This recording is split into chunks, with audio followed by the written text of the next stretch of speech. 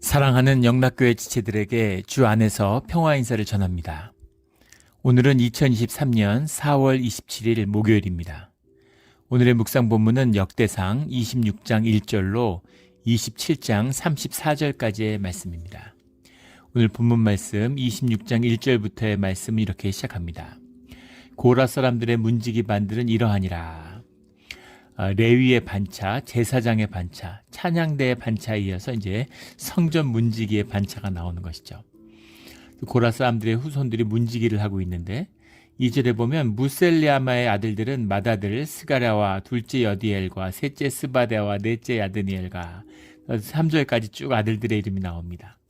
무셀레마는 아들이 7인데 24반차 중에서 7명이 들어가 있어요. 무셀레마의 가문이 굉장히 중요한 성전 문지기 중에서는 중요한 가문이었다라는 것을 이제 볼 수 있죠. 성전 문지기라고 하니까 우리 문지기 그러면 좀 이렇게 낮은 의미로 받아들이잖아요. 그런데 문지기가 이제 굉장히 중요한 일이죠. 그런 얘기가 있죠. 뭐 미국도 마찬가지고 한국도 마찬가지, 어느 나라나 마찬가지겠죠. 백악관에서 가장 파워 있는 사람이 누구냐? 물론 대통령이죠. 대통령이 엄청난 권한을 위임받고 있는데 그 위임을 행사하는 그 실력자잖아요. 근데 그 파워의 그 위치가 대통령과의 거리라는 거예요.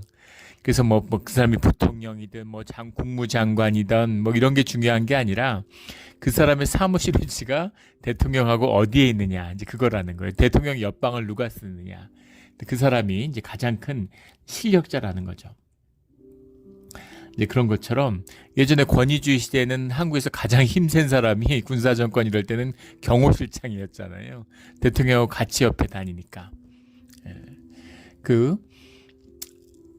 의전비서관이 또 막강하죠. 의전비서관이 너무 막강하기 때문에 예전에는 늘 외교관들이 한국에서도 의전비서관을 했죠. 근데 지금 그 전 정권부터 완전히 무너져가지고 무슨 대통령 측근이 하고 이런 식으로 됐어요. 그렇게 하면 안 됩니다.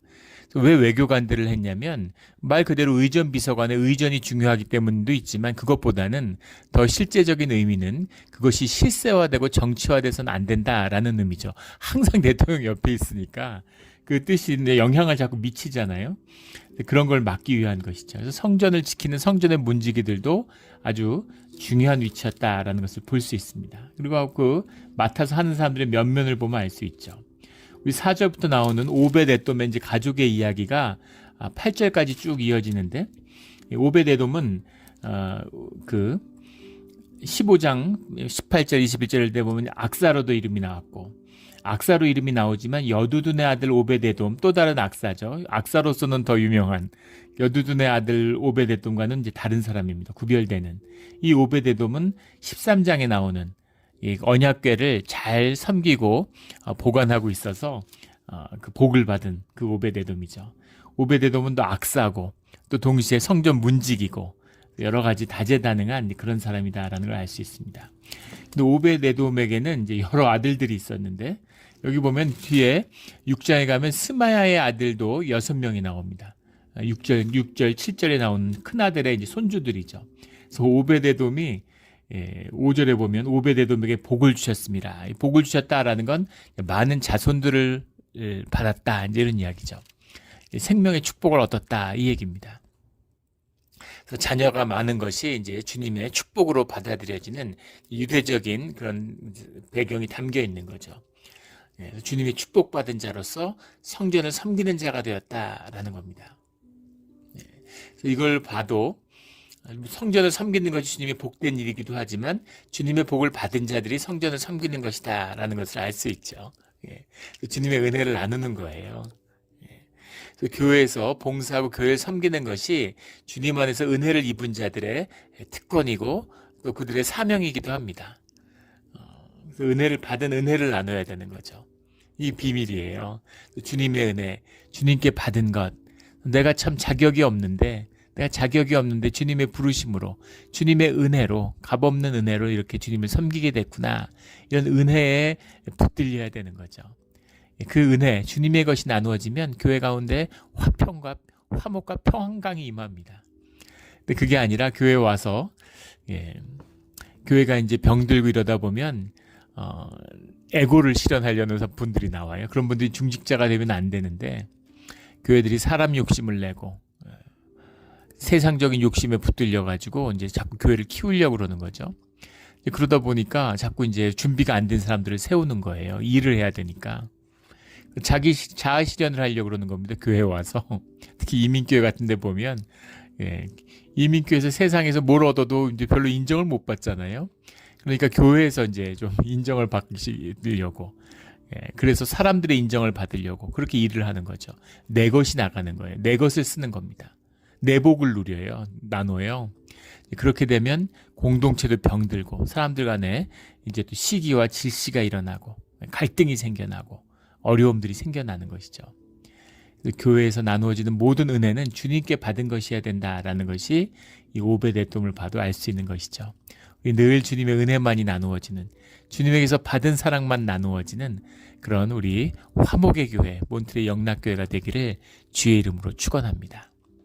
가정도 마찬가지죠.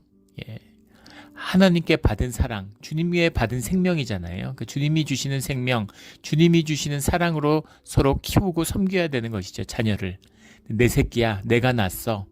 그럼 내가 번 돈, 내 돈으로 내 피와 땀으로 자식을 키웠어. 그러면 자식이 뭐라 그러냐면 부모가 돼서 해준 게 뭐가 있냐 이렇게 되는 거죠. 부모 자식이 원수가 되는 겁니다. 이것이 이제 세상의 비밀이고 에고의 비밀이에요. 우리 모든 것이 생명의 역사로 귀결되는 아름다운 끝을 보는 우리의 신앙의 길이 되기를 주의 이름으로 축원합니다.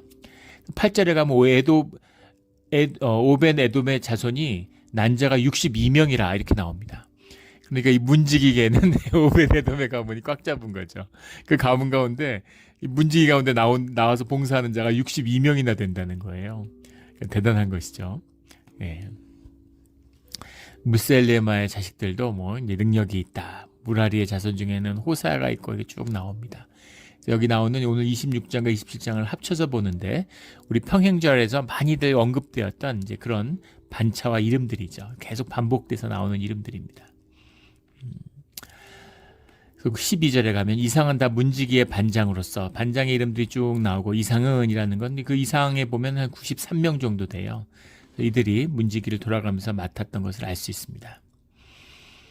13절에 보면 각 문을 지키기 위하여 그의 조상의 가문을 따라 대소를 막론하고, 대소를 막론하도라는 것은 뭐 호세의 자녀들 가문은 13명이고 오베데돔은 62명인데 그러니까 누구는 많고 누구는 적잖아요. 근데 반차에 따라 순서를 나누니까 그러니까 우리는 13명 중에서 나와야 되고 여기 62명 중에 나와야 되니까 우리 돌아가면서 친교 식사 준비하는데 어떤 데는 이제 좀 이렇게 사람이 좀 일꾼들이 있고 어디는 좀 적고 이러면 적은 데서는 내 혼자 다 해야 되는데 이렇게 될 수 있잖아요.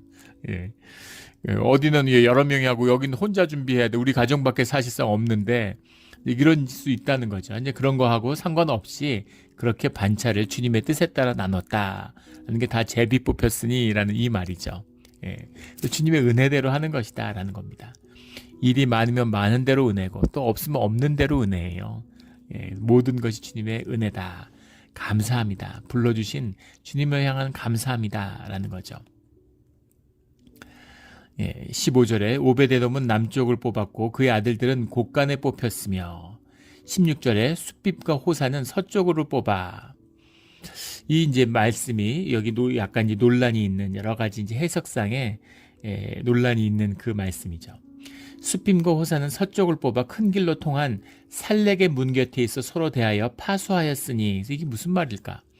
먼저 살렉의 문이라는 게 뭐냐라는 큰 길로 통한 살렉의 문, 살렉이라는 게 샬레켓이라는 말인데 샬레켓이라는 말이 샬락이라는 말이 이제 원형입니다. 샬락이라는 말이 던지다 이런 말이에요.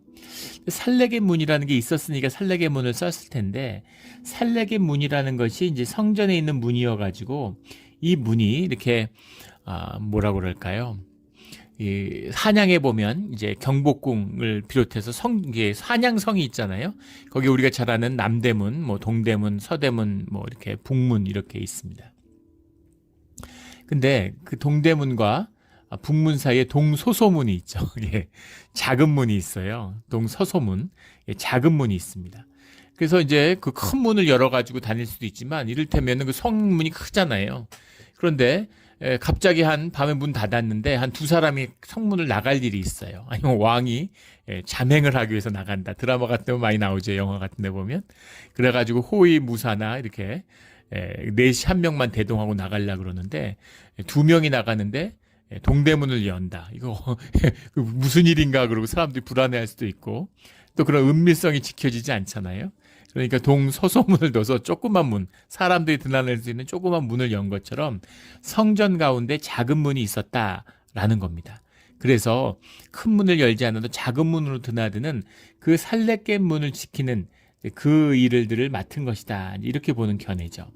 그런데 큰 길로 통한 큰 길로라고 하는 큰 길이라는 것은 올라가는 길이라는 뜻이 있습니다. 그래서 아마도 모리아산 쪽으로 올라가는 그런 길이 아니었겠느냐 이렇게 보는데 이것이 살레귑 문이 진짜 있었느냐에 대한 논란도 있어요. 살레귑 문이라는 것이 서쪽 문, 서문에 대한 얘기다.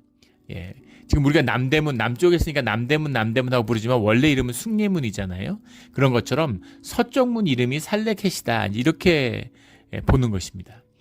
그래서 서쪽과 살레귑 문이 따로 있었다. 같은 문이다. 이런 논란이 있는데 이 논란이 있는 이유 중에 또 하나는 숫빔과 호사는 이라는 앞편 말입니다. 숫빔과 호사인데 숫빔이 사람 이름이냐라는 거예요. 왜냐하면 15절에 이어진 그 아들들이 곡간에 뽑혔으며 하는 곡간이라는 말이 하수핌이라는 말입니다. 그래서 뒤에 나오는 숫빔이 앞에 있는 하수핌. 지금 성경이라는 걸 우리가 장절을 다 나눠놨죠. 12, 26, 27 장절을 하고 12절, 13절, 15절, 16절 나눠놨는데 원래 그 히브리 성경의 원문은 장절이 없습니다. 후대 사람들이 읽기 좋게 나눠놓은 것이지 사실은 쭉 붙여져 있죠. 그래서 15절에 있는 하수핌 곡간이 16절에 주어로 잘못 걸린 것이다. 이렇게 보는 것입니다. 그래서 하수핌이라는 게 하수핌이잖아요. 그래서 수핌이라는 것이 곡간이기 때문에 앞에 수핌과 호사는데 수핌은 사람 이름이 아니라 15절에 나오는 곡간이다. 이렇게 보는 것이죠. 그래서 호사가 수핌과 호사 두 사람이 아니라 한 사람이다라고 보는 겁니다. 이 해석의 의미가 뭐냐면 뒤에 나와 있는 서로 대하여 파수하였으니라는 말이에요. 서로 대하여 파수한다. 파수한다는 게 무슨 말인가요? 파수꾼 할 때 그 파수죠. 그 경계할 파자에 지킬 숫자를 써가지고 지킨다라는 말이죠. 파수꾼이 그러잖아요. 근데 서로 대하여 파수, 왜 서로 대하여인가?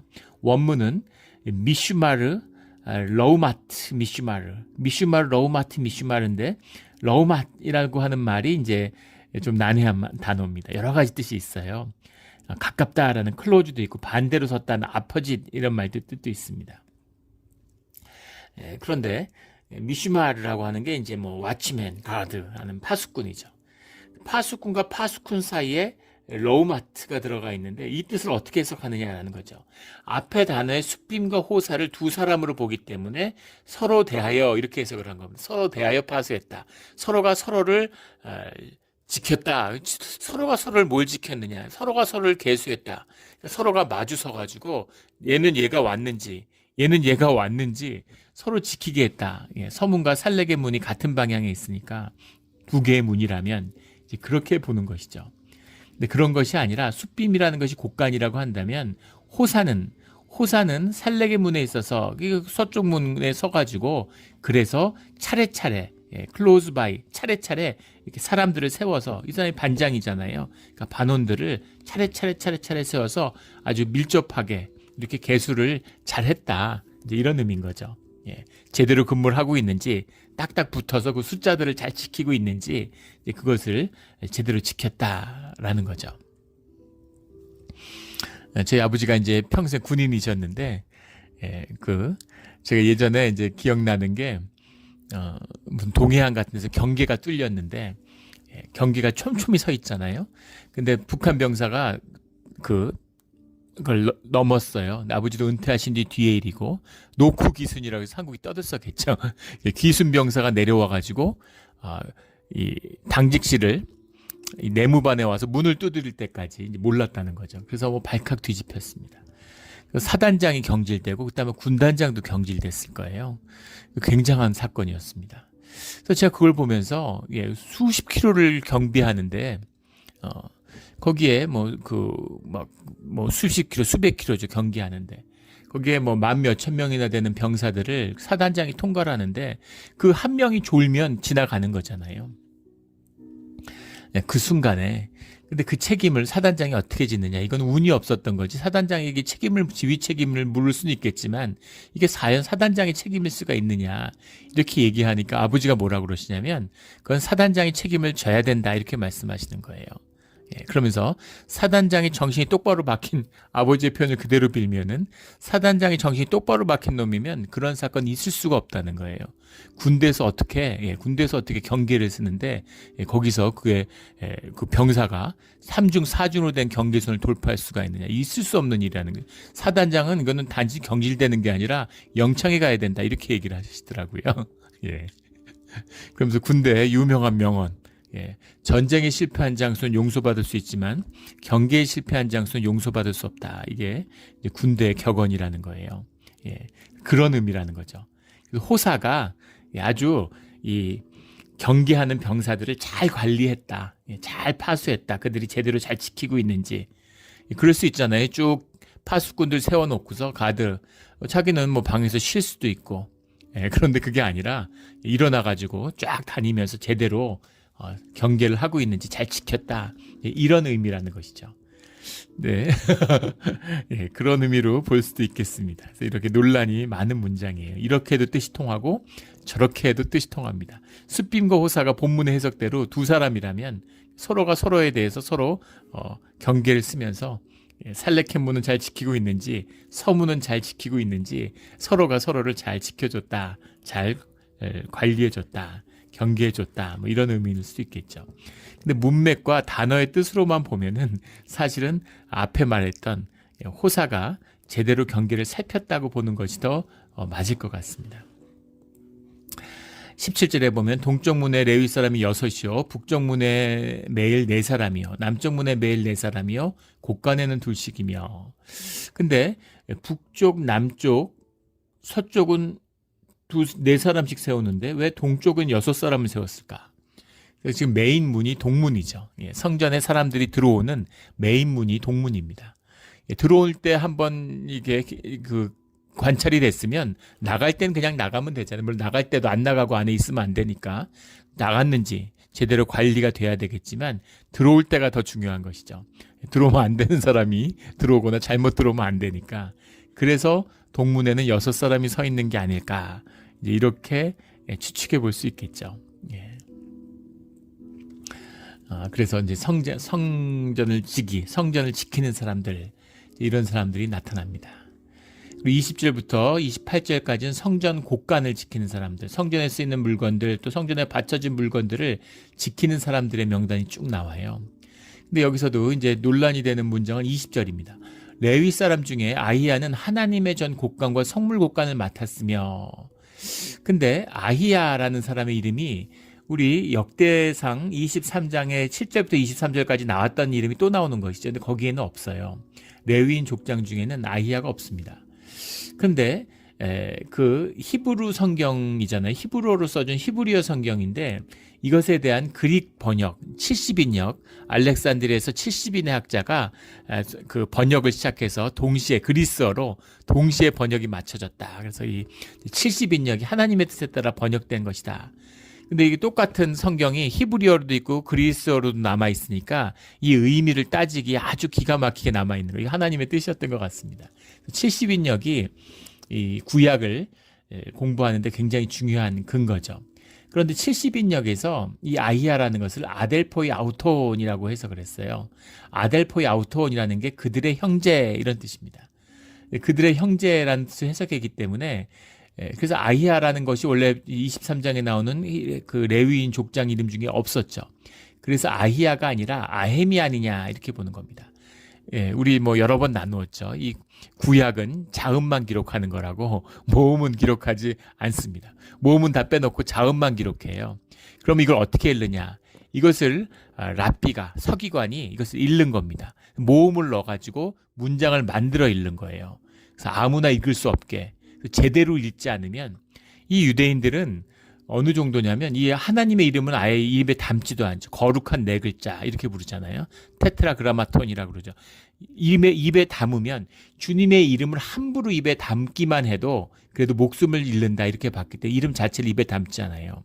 성경의 말씀이 너무 귀하기 때문에 우리는 막 성경을 소리내서 읽고 막 읽잖아요. 매일 읽고. 근데 이것을 제대로 안 읽으면, 제대로 소리내서 읽지 않으면 그러면 성경의 뜻을 오독하고 큰 재난을 겪게 된다 이렇게 보는 것이죠. 그래서 그 모음을 어떻게 붙이느냐 하는 것이 이제 서기관과 또 랍비들의 권위가 거기에 있는 것입니다. 그런데 아히야나 아햄이나 이제 같은 자음이잖아요. 그래서 아햄이라는 게 그들의 형제죠. 그래서 아햄을 잘못 이것을 모음을 단 것이다. 뒤에 아마 이 바벨론 유수가 끝나고 돌아온 포로기 이후에 이런 것에 대한 충분한 고증과 이해가 부족한 데서 오는 그런 착각이었을 것이다. 이렇게 보는 겁니다. 그래서 영어 성경 같은 데도 보면 그냥 브라더라고 해석하는 게 많아요. 아이야를. 사람 이름이 아니라. 그래서 이제 논란이 되는 대목이죠. 그게 맞지 않을까 싶습니다. 우리 개혁 그 개정에서는 사람 이름으로 그냥 아히야는 이렇게 했는데 레위 사람들이 하나님의 곡간, 레위 사람과 그의 형제들, 그러니까 레위 부족을 얘기하는 거죠. 그들이 하나님의 전 곡간과 성물 곡간을 맡았다 이렇게 보는 것이죠. 26절에 다윗 왕과 가문의 우두머리와 천부장과 백부장과 군대의 모든 지휘관들이 구별하여 드린 성물이라 이런 말씀이 나옵니다. 27절에는 싸울 때 노력하여 얻은 물건 중에서 구별하여 드려 여호와의 성전 개수한 일가. 그래서 전쟁에서 고대 전쟁에서 노략질을 한 전쟁에서 승전을 해서 거기서 노략한 물건들은 왕의 것이고 군대 지휘관의 것이고 그걸 또 군인들에게 나누어 주는 거죠. 예, 그런 승전에 대한 그런 기념으로 사람들에게 나누는 것입니다. 또 그런 걸 위해서 전쟁에 참여하는 것이기도 하죠. 그런데 유대의 전쟁, 이스라엘의 전쟁이라는 것은 이스라엘 사람들의 전쟁이 아니라 여호와의 전쟁이에요. 물론 뭐 역사적으로 여호와의 전쟁이 아닌데 그냥 막 싸운 것도 많죠. 그런데 월 의미는 본래적인 의미는 여호와의 전쟁이어야 되는 겁니다. 그래서 여호와의 전쟁이고 주님이 주관하신 거기 때문에 이 승전의 노략물들도 다 주님의 것인 거죠. 그래서 주님께 돌리는 것이 먼저라는 겁니다. 구별하여라는 것은 뭐 이것저것 많을 거 아니겠어요? 근데 있는 거 뭐 다 가져다가 성전에 어떻게 쌓겠습니까? 그러니까 그 중에서 주님의 것, 우리 11조나 마찬가지죠. 그러니까 11조를 드리는 게 10분의 1의 의미가 아니잖아요. 우리의 모든 것, 내 삶의 전부가 주님의 것입니다. 라는 것을 주님께 드리는, 확인하는 우리 마음의 표상이죠. 그런 것처럼 이 노략물도 하나님의 것입니다. 모두. 주님이 승리하시고 주님의 것입니다. 라는 의미로 주님께 드리는 것이었다. 라는 뜻이 담겨 있는 것이죠. 우리의 모든 것이 주님이 주관하시는 삶이 되어야 되는 거 아니겠습니까? 주님이 주관하는 삶이야 되어야 우리 안에 형통의 길이 열리는 것이죠. 우리 주님에게 우리의 모든 것을 드리는 이런 마음, 우리가 싸워가는 세상에서 싸우잖아요. 거기서 승리하는 모든 것이 주님의 것이 되어야 되는 것이죠. 우리 주님으로 늘 승리하는 주님에게 올려진 삶이 되는 우리의 신앙의 자리가 되기를 주의 이름으로 축원합니다. 29절부터 31절까지는 이제 다윗 다른 레위 사람들의 직임이 나오고 27절부터는 모든 가문 우두머리들의 관원들, 그래서 정부 조직, 정부에서 일했던 군인들이죠. 주축이 이제 군인들에 대한 이야기들로 시작하는 그런 말씀들이 나와요. 27장 1절에 보면 숫자대로 반이 나누니 각 반열이 24,000명씩이라 1년 동안 달마다 들어가며 나왔으니 군대가 나와서 지키는 상비군이 24,000명이 이제 그 예루살렘을 지켰다, 성전을 지켰다라는 건 군인들의 얘기죠. 근데 그 반열이 24,000명이라 그래서 상비군이 28만 8천이었다 이렇게 얘기하는데 이건 통칭이 24,000이었겠지 실제 24,000이었을까라는 것은 좀 의문을 갖게 합니다. 그리고 28만 8천이라는 상비군을 가졌다? 이거는 있을 수 없는 일입니다. 예. 우리 그 임진왜란 때 조선시대 때 임진왜란이 났는데 그 이율곡 이 선생이 10만 양병설을 주장했다 이런 얘기가 있죠. 근데 이제 그런 역사학자들이 그런 얘기를 합니다. 10만 양병을 했으면 일본이 침략하기 전에 조선은 스스로 먼저 망했을 거라고. 10만이 아니라 10만 명도 상비군을 유지하지 못하는 겁니다. 조선이 2천만 명 정도 됐는데 그 셋으로 10,000명을 유지하지 못해요. 지금하고는 다르죠. 생산성이나 농사를 지어서 사는 것, 생산성이 극히 낮던 사회입니다. 그 10,000명이라는 것이 뭐 그걸 일일이 다룰 수는 없지만 고대에서 군대 1만 명이 일을 하지 않고 전쟁만 한다? 무시무시한 거죠. 병력으로는. 그 의미는 어마어마한 겁니다. 근데 그들이 먹는 물이며 밥이며 음식 같은 걸 대고 의복을 댄다는 게 엄청난 거예요. 의복도 우리 지금 옷이 넘쳐나죠. 안 입는 옷장마다 옷들이 가득합니다. 1년에 1년에 한 1,000억 벌 정도 되는 옷이 만들어진대요. 상상이 돼. 인구가 80명인데 1,000억 벌 되는. 그 중에서 한 30억 벌은 300억 벌은 한 번도 입지 않고 200억 벌은 한 번도 입지 않고 그냥 버려진다는 거예요. 그러니까 1인당 한 10벌씩 매년 사람들이 한 달에 한 번꼴로 옷을 산다는 거죠. 어마어마한 겁니다. 근데 옛날 고대의 사람들은 평생에 옷 한 벌 갖고 살았어요. 우리 예전에 우리나라도 그렇죠. 시집 갈 때 옷을 지어서 가는 거잖아요. 시집 갈 때 입으라고 시집 가서. 그래서 그 옷 입고 평생 사는 겁니다. 그러던 시대예요. 옷을 나눠 갔잖아. 사람이 죽으면 요즘에 누가 남아도는 게 옷이고 썩어나는 게 옷인데 사실 그러면 안 되죠. 이 패스트 패션 이런 거 바꿔야 됩니다. 큰 문제, 큰 환경 문제죠. 그런데 옛날에 그 옷이 귀해서 사람이 죽으면 그 옷을 버리지 않고 옷을 나눠 가져요. 그런 시대입니다. 근데 그런 시대인데 인구가 500만이 안 되는 조선보다도 생산성이 훨씬 낮았을 고대 이스라엘에서 상비군이 30만이었다. 이게 있을 수 없는 일이죠. 그러니까 그런 의미는 아닐 겁니다. 그러니까 모두 다 농사도 짓고 일도 하면서 군대도 하는 이제 그런 것이죠. 뭐 상비군이라기 하기는 뭘 하고 뭐 동원 예비군 같은 그런 느낌이었겠죠. 근데 그들이 적어도 1년에 한 달을 예루살렘을 경비하는 일에 썼다라는 겁니다. 헌신이죠. 11조 같은 거예요. 그럼 뭐 그런 의미에서는 상비군이라고 할 수 있겠죠.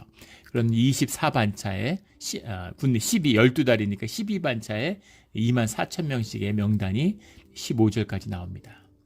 그다음에 16절부터는 각 지파를 이제 관할하는 사람들의 이름이 나오고 25절에는 왕의 재산을 맡은 자들이 나오는데 31절까지 나와요. 그리고 오늘 말씀의 하이라이트는 저는 32절부터 34절까지의 말씀이라고 봅니다.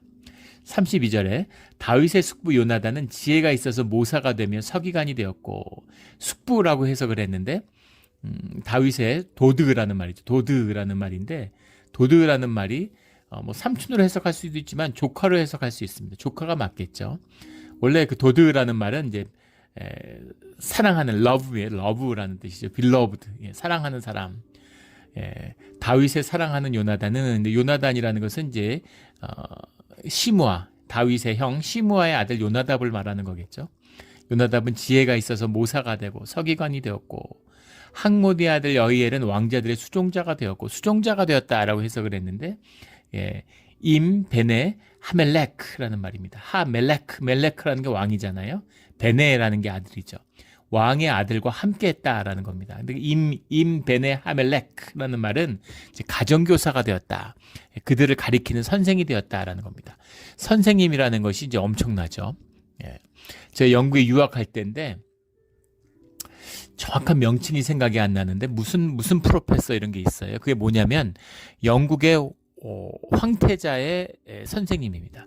그래서 제가 케임브리지 대학에서 공부를 잠깐 했었는데 그 대학에 학과별로 전공별로 그 전공직이 있어요. 오래돼서 이름을 그 프로페서직의 이름은 기억이 안 나는데 근데 그 교수님이 그 최고의 영예입니다. 영국에서. 근데 건물이 있는데 그 건물에 거의 한 층을 다 사무실로 써요. 뭐 방 크다고 뭐 그런 건 아닌데 이제 방의 크기로 권위를 나타내는 것이 뭐 전통적인 방법이죠. 그래서 큰 방을 배정받는 역사적으로 있었던 방이니까. 그래서 그 방을 쓰는데 뭐 그러니까 이제 철학 교수인 거죠. 그분은 철학 교수였는데 뭐 신학 교수도 있고 그 분야의 최고 학자입니다. 최고로 인정받는 거예요. 한국으로 하면 뭐 학술원 회원 이런 거죠. 인정받은 거예요, 나라에서. 근데 그런 분인데 제가 이제 개인적으로 질문한 적이 있어요. 그래서 그 황태자를 진짜 가서 가리키냐고 궁금해서 물어봤습니다. 그러니까 뭐 1년에 한 번 정도 모여가지고 그냥 한 끼 같이 밥 먹는 거 정도다. 뭔가 형식적인 거죠. 그냥 이름만 남은 것이죠. 그런데 이제 전통적으로 뭐 조선시대도 그랬죠. 그 왕을 가리키는, 왕세자를 가리키는 사람이야말로 왕의 스승이잖아요. 그리고 앞으로 왕 될 사람인데 왕세자가 그 왕세자에게 영향을 끼치고 그의 세계관을 만들어가는 역할을 하는 사람이니까 얼마나 중요한 사람이에요. 그러니까 항모니 아들 여히엘이 뭐 어떤 위치에 있었을까라는 거 뭐 그리고 이제 왕이 됐는데 계속 자기 스승이었으니까 스승의 영향을 받지 않겠어요? 스승한테 자문하지 않겠습니까? 여히엘 말할 것도 없죠. 그리고 다윗의 조카였던 요나답은 뭐 모사고 어드바이저죠. 뭐 국가안보 보좌관 요즘으로 하면 그런 겁니다. 거기다 서기관도 되고 법무장관 뭐 이런 거죠. 33절에 아히도멜은 왕의 모사가 되었고 아히도멜은 그 유대 고대사 이런 데 보면 유다의 역사에서 가장 지혜로웠던 인물 중에 하나로 나오죠. 아히도멜은 신화적인 그런 이런 사람이 이제 그 다윗의 어드바이저였으니까 뭐 말도 못하게 이제 그 흥황하는 시대를 경험했던 거겠죠. 근데 우리가 잘 아는 것처럼 아히도벨은 말년에 이제 압살롬의 반란에 가담했다가 이제 아주 비극적인 스스로 목숨을 끊는 최후를 맞게 됩니다. 알렉사람 후세는 왕의 벗이 되었고 왕의 친구라는 거예요. 34절에 분하야의 아들 여호야다와 아비아달은 아히도멜의 뒤를 이었고 그 이제 대제사장을 의미하는 거죠. 요압은 왕의 군대 지휘관이 되었더라. 이것이 다윗의 왕조 40년을 갔던 다윗의 왕조의 핵심 지도층입니다. 핵심 중에 핵심인 거죠. 핵심 지휘부예요. 그런데 한번 우리가 읽어왔던 25장부터 24장부터의 말씀을 한번 보십시오.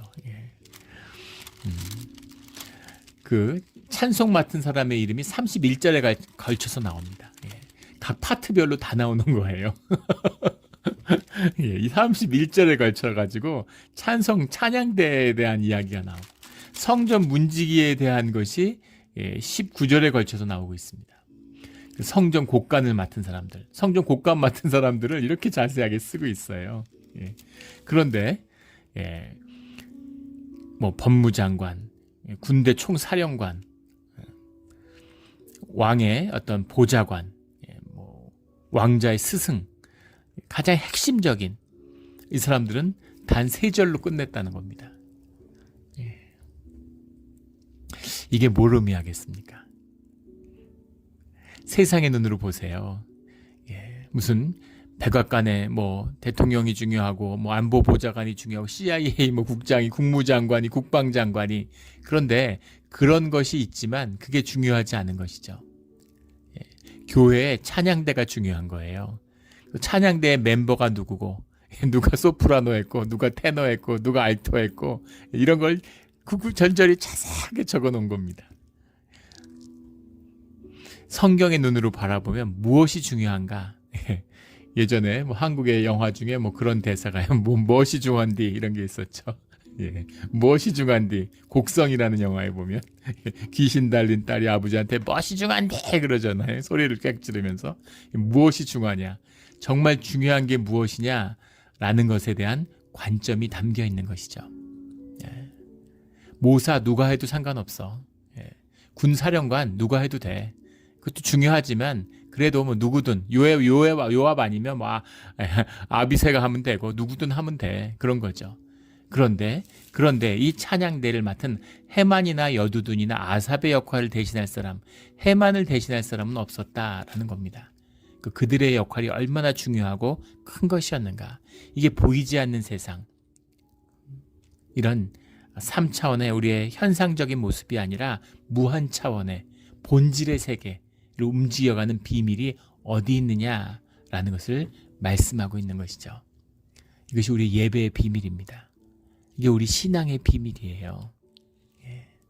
우리의 삶에 많은 어려움이 있는 것 같고 그것을 풀려고 할수록 점점 더 어려워집니다. 늪에 빠지는 것처럼 빠져들죠. 그런데 삶을 풀어가는, 삶이 풀어지는 가장 중요한 비밀이 우리의 예배 가운데 있다라는 것을 말씀하고 있는 것이죠. 이 깊은 비밀을 깨달아 삶의 모든 실타래들, 얽혀있는 실타래들을 풀어나가는 것이 풀려지는 우리의 예배의 자리, 믿음의 자리, 신앙의 자리가 되기를 주의 이름으로 축원합니다. 아멘. 기도드리겠습니다. 하나님 아버지 감사합니다. 저희가 보이지 않는 자리, 이름 없는 자리에서 주님을 섬깁니다. 하지만 우리가 받은 사명이, 우리가 맡은 직분이 세상의 그 무엇과도 비교할 수 없는 가장 소중하고 귀한 이름을 주님 안에서 믿습니다. 주님, 이렇게 불러주신 것에 대해 감사드리고 또 이렇게 큰 축복을 내려주시는 것에 감사드립니다. 늘 함께해 주시며 예배의 영광이, 주님의 영광이 떠나지 않는 우리 삶의 자리가 되게 하여 주시옵소서. 감사하며 예수 그리스도의 이름으로 기도드렸습니다. 아멘.